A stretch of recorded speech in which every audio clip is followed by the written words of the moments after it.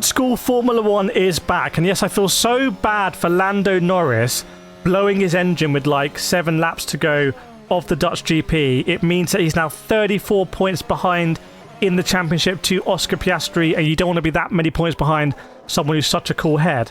But to me, especially being a McLaren blowing up, it brings back so many memories of like the old school days of Formula One. I'm talking like 30 years ago, like around that period, where even though there could be big gaps in the races, like cars could be 20, 40 seconds ahead, you kind of just never knew if they were going to make it to the end of the race. There was kind of this jeopardy factor. The cars were revving to 20,000 RPM. It felt like they were pushing things to the limit. And because of that, you always had this like in the back of your mind, I hope they're going to make it to the end. And then you'd have the camera cut and there's a car with blue smoke coming out. And oh, it's blown up. Jenson Button blowing his engine, get out and push.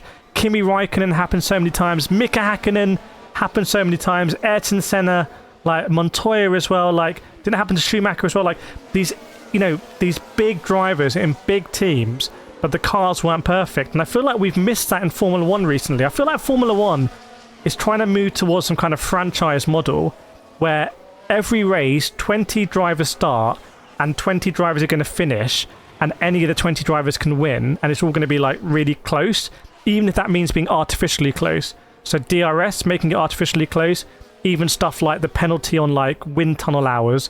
So if you finish higher up in the championship, you get less wind tunnel hours.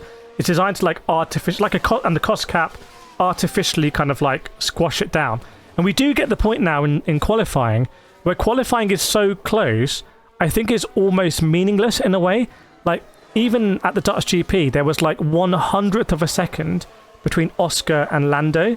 Now 1/100th of a second is a ridiculous short amount of time. If you take a second, right, like 1, 2, 3, 4, and if you put 100 things in between each second, it's so small, especially when they're going around this really long lap, that, yeah, one of them's got to be in front, but it's essentially the same time.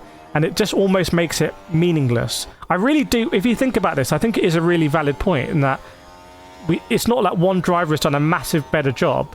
They've both essentially done the same time, but it's just like a little gust of wind on one part of the track means one happens to be faster than the other.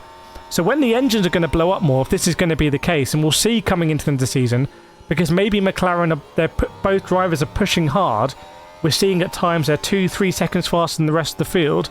That might mean that they're pushing the boundaries of the reliability, and then you're going to have this jeopardy. It was a real old school moment when Lando Norris's car did blow up, and I feel really sorry for Lando. I want to be really clear. Having done a lot of racing myself, having been in bad equipment, having had equipment failures in my karts, it's a terrible feeling. We all remember him at Spa with like the anti-stall like 4 or 5 years ago, but that's kind of racing, and that adds this jeopardy. It adds this kind of edge. It's a bit of like a nasty kind of like unfair, like brutal edge to motorsport, but I feel like it should be like that. That is motorsport, and we should be pushing things to the limit, and that means that engines are going to blow, gearboxes are going to grind to a halt and things like that. So that's my honest thought about it.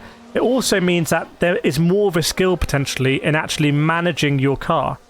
Like, we talk about Verstappen complaining a lot about gear shifts, about the ride, but he's also really therefore in tune with how the car's doing. And we've seen Lando in China this year. You know, for some reason there's an issue with the braking or the gearbox at the end of the race. It's happening again here. So I think this could be a really interesting era for Formula One going into next year, when we're going to have new engine PU, that actually reliability is going to be on the table again. So let me know in the comments, what do you think about that? Do you think it's a good thing if F1 engines become less reliable?